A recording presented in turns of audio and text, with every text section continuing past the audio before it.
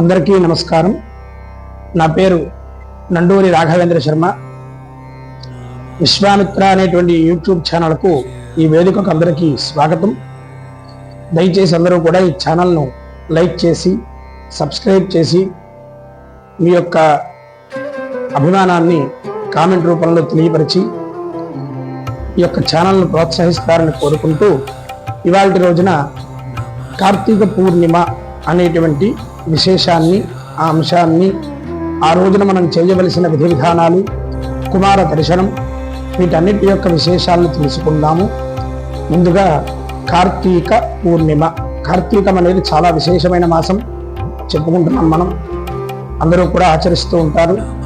అయితే ఈ కార్తీక దామోదర ప్రీతిగా, దామోదరుడు అంటే విష్ణువు, కార్తీక దామోదర వ్రతాన్ని ఎవరైతే భక్తి శ్రద్ధాదులతో ఆచరిస్తారో ఈ కార్తీక మాసంలో ఏకాదశి నాడు కానీ, సోమవారం నాడు కానీ, పూర్ణిమ నాడు కానీ, అంతెందుకు ప్రతి రోజుకి ఒక్కొక్క రోజుకి ఒక్కొక్క విశేష పర్వదినాలు ఉన్నాయి. యమద్వితీయ అని ఇలా ఒక్కొక్క రోజుకి ఒక్కొక్క పర్వదినం ఉంది. నాగుల చవితి, పంచమి, సుబ్రహ్మణ్య పంచమి, స్కంద షష్ఠి, ఇలా చాలా విశేషాలు ఉన్నప్పటికీ ఇప్పుడు మనం చెప్పుకుంటున్న అంశం కార్తీక పూర్ణిమ. ఆ రోజున సాయం ప్రదోష సమయంలో కుమార దర్శనం విశేషం. ఎవరైతే సుబ్రహ్మణ్య దర్శనం చేస్తారో వారికి వంశాభివృద్ధి కలుగుతుంది అని శాస్త్రవచనం. కార్తీక పూర్ణిమ నాడు వంశాభివృద్ధి కొరకు, అలానే సుబ్రహ్మణ్య దర్శనం ఎవరైతే ఆచరిస్తారో, అలాగే వంశాభివృద్ధి కాదు, మనకి ధనము, ధాన్యము, ఉద్యోగము, వ్యాపారము, అలాగే కుటుంబ సఖ్యత, వీటన్నిటినీ కూడా ప్రసాదిస్తుంది కుమార దర్శనం.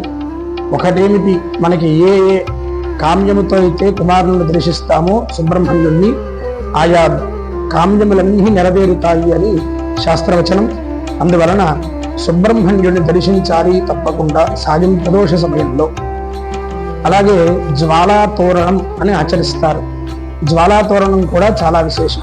దాని కింద నుంచి ఎక్కడైతే జ్వాలా తోరణం జరుగుతోందో అక్కడ పరమేశ్వరుణ్ణి, ఆ జ్వాలా తోరణం కింద నుంచి పార్వతీ సమేతమైన ఆ పరమేశ్వరుణ్ణి తీసుకువెళతారు ఉత్సవమూర్తులను.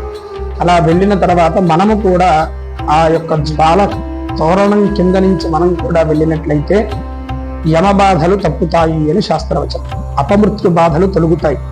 కావున అందరూ కూడా ఈ వస్తున్నటువంటి కార్తీక పూర్ణిమ నాడు తప్పకుండా అందరూ కూడా జ్వాలా తోరణం కింద నుంచి, ఆ జ్వాలా తోరణం కింద నుంచి వెళ్ళి ఆ యమబాధలు తప్పించుకొని అపమృత్యు బాధలు తొలగించుకోగలరు.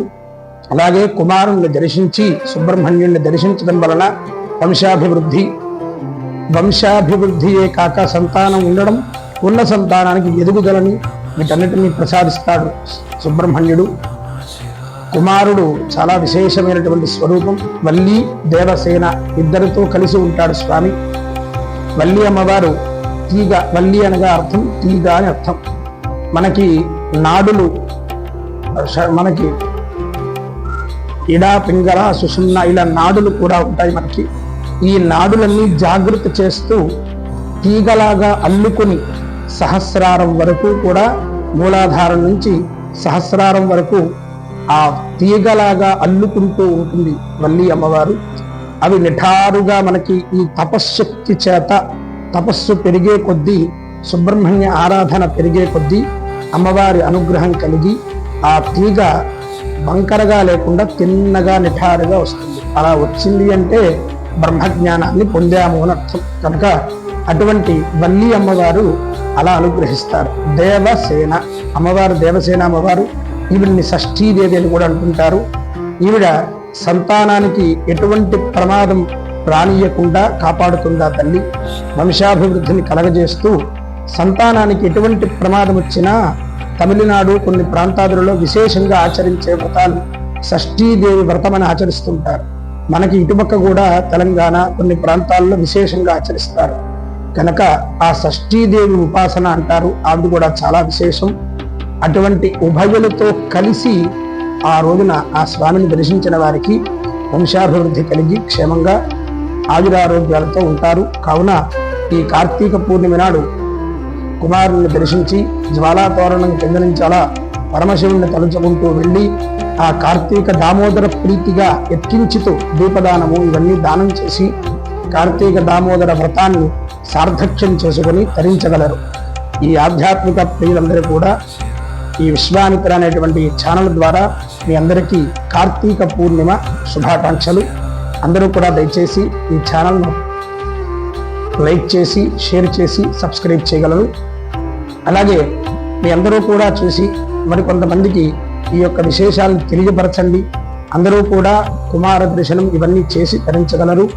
తప్పకుండా ఈ యొక్క మహాభాగ్యాన్ని వినియోగించుకొని తరించగలరని కోరుకుంటూ నేను మీ రాఘవేంద్ర శర్మ. నమస్కారం.